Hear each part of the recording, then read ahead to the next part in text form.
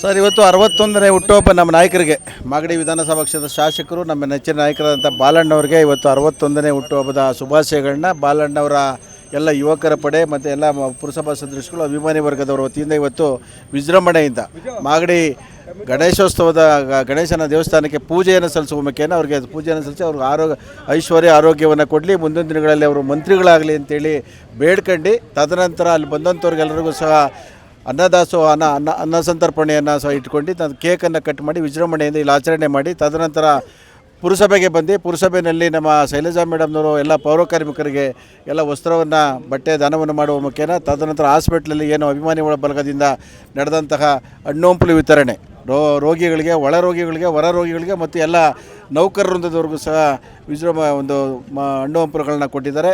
ಅದಲ್ಲದಲ್ಲೇ ನಮ್ಮ ಇವತ್ತು ಕೆಂಚೇಗೌಡರು ಸಹ ಆ ಭಾಗದಲ್ಲಿ ಒಂದು ಬಾಲಣ್ಣವರ ಬರ್ತ್ಡೇನ ಒಬ್ಬಟ್ಟು ಊಟ ಹಾಕೋ ಸಮೇತ ಅಲ್ಲಿ ಮಾಡ್ತಾಯಿದ್ದಾರೆ.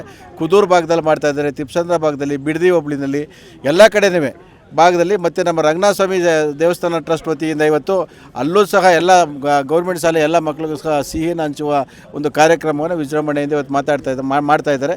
ನಾವಾದರೂ ಕೇಳ್ಕೊಳ್ಳೋದಿಷ್ಟೇ, ಮಾಗಡಿ ರಂಗನಾಥ ಸ್ವಾಮಿ ಸೋಮೇಶ್ವರನಲ್ಲಿ, ಯಾಕೆಂದರೆ ಮಾಗಡಿ ತಾಲೂಕು ಯಾವ ಮಟ್ಟದಲ್ಲಿ ಅಭಿವೃದ್ಧಿ ಆಗ್ತಾಯಿದ್ದು ನೋಡ್ತಾ ಇದ್ದೀರಾ ಇವತ್ತು. ಯಾಕೆಂದರೆ ಸರ್ಕಾರ ಇದೇನೋ ಕೆಲಸ ಮಾಡ್ಬೋದು ಅನ್ನೋಕ್ಕೆ ತೋರಿಸ್ಕೊಡ್ತಾ ಇದ್ದಾರೆ ಬಾಲಣ್ಣವರು. ಹೆಚ್ಚಿನ ರೀತಿಯಲ್ಲಿ ಕೋಟ್ಯಾಂತರ ರೂಪಾಯಿ ಇವತ್ತು ನಾವು ಕಾವೇರಿ ನೀರನ್ನ ಮಾಗಡಿ ತಾಲೂಕಿನವ್ರು ಕುಡಿಬೋದಾ ಅಂತ ಕನಸಿತ್ತು ಅವತ್ತು.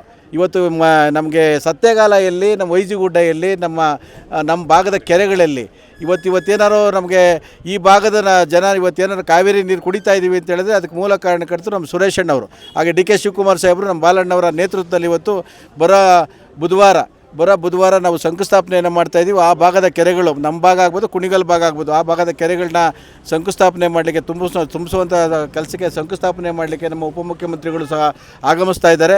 ಹಾಗಾಗಿ ಆ ಒಂದು ಕಾರ್ಯಕ್ರಮ ಯಶಸ್ವಿ ಆಗ್ತದೆ. ಈ ನಿಟ್ಟಿನಲ್ಲಿ ಇವತ್ತು ಒಂದು ವಿಜೃಂಭಣೆಯಿಂದ ಬಾಲಣ್ಣವರ ಹುಟ್ಟುಹಬ್ಬವನ್ನು ಆಚರಣೆ ಮಾಡಿದ್ದಾರೆ. ಆಚರಣೆ ಮಾಡಿದಂಥ ಎಲ್ಲ ಅಭಿಮಾನಿ ವರ್ಗದವರಿಗೆ, ಪುರಸಭಾ ಸದಸ್ಯಗಳಿಗೆ ಮತ್ತು ಎಲ್ಲ ಅವರ ಬಾಲಣ್ಣವರ ಪಡೆಗೆ ನಾನು ಧನ್ಯವಾದಗಳನ್ನ ತಿಳಿಸಿಕ್ಕೆ ಇಷ್ಟಪಡ್ತೀನಿ. ನಿಜವಾಗ್ಲೂ ಇವತ್ತು ಮೊದಲಿಗೆ ನಮ್ಮ ಬಾಲಣ್ಣನವರಿಗೆ, ನಮ್ಮ ಜನಪ್ರಿಯ ಶಾಸಕರಿಗೆ ಹುಟ್ಟುಹಬ್ಬದ ಆರ್ಥಿಕ ಶುಭಾಶಯಗಳು.